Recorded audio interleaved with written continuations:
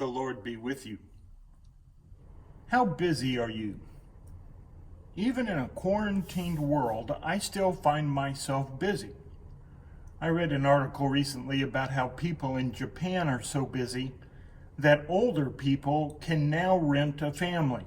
Yes, you heard me right. They can rent a family. Here's the quote. In Japan, you can rent a family. Elderly Japanese who are isolated from their children by the frantic pace of modern life can rent a family for lunch and a few hours. Just call Nippon Kokase Hanbu and ask for a son, daughter, grandchild, whatever relative you want, and that type will show up at your door and greet you as if they haven't seen you in years. Of course, the service isn't cheap.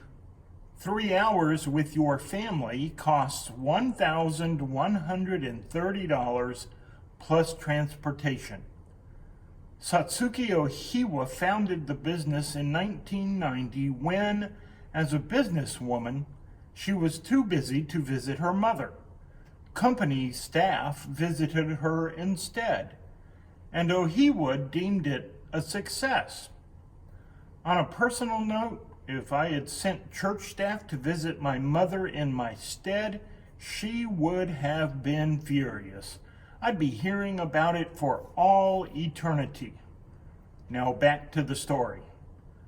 Ohiwa's observation of her customers is not surprising. She said, "What is common about our clients is that they are thirsty for human love." Unquote.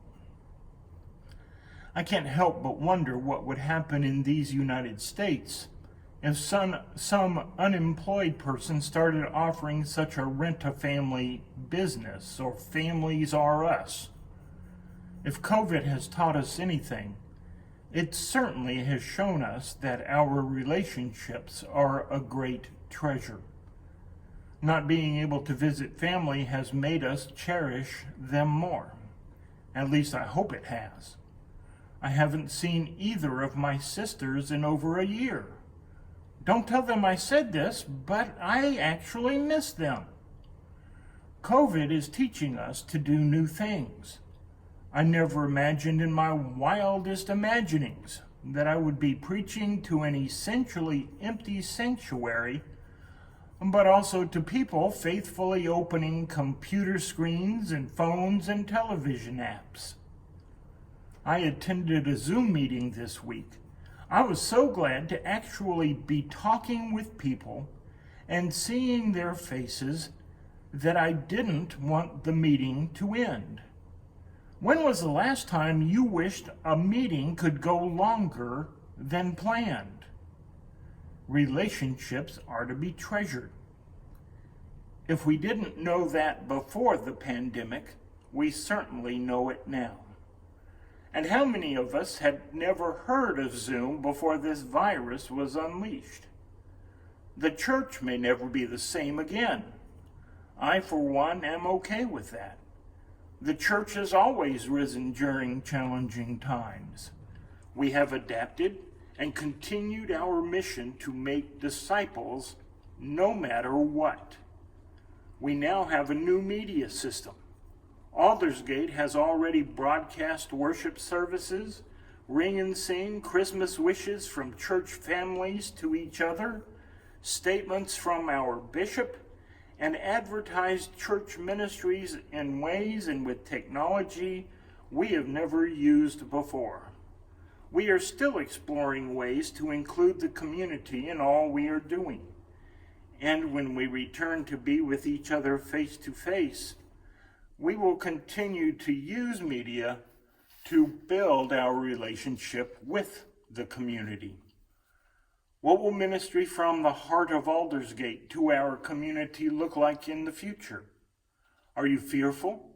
Are you excited about the possibilities? Maybe a lot of both? Things have already changed.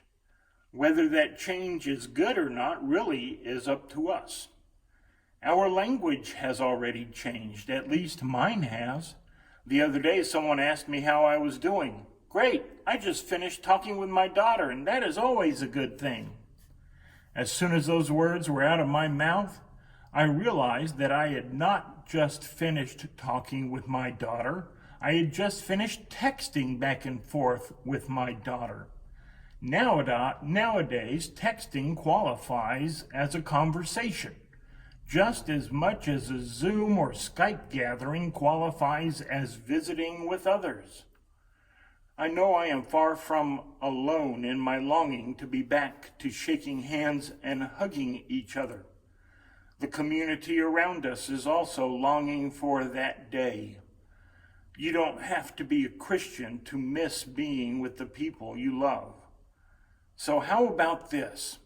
When we finally get to that day of rejoicing, when we can be back together for real, let's throw a party so big that we have to have it in the parking lot. Let's invite our community. They'll be wanting to celebrate too. That sounds like an opportunity to me.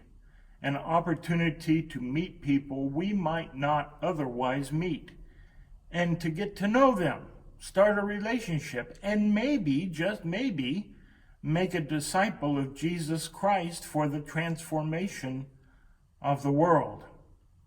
And as far as running a family goes, don't bother.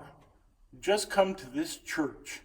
You will find the most loving family you could ever hope to have.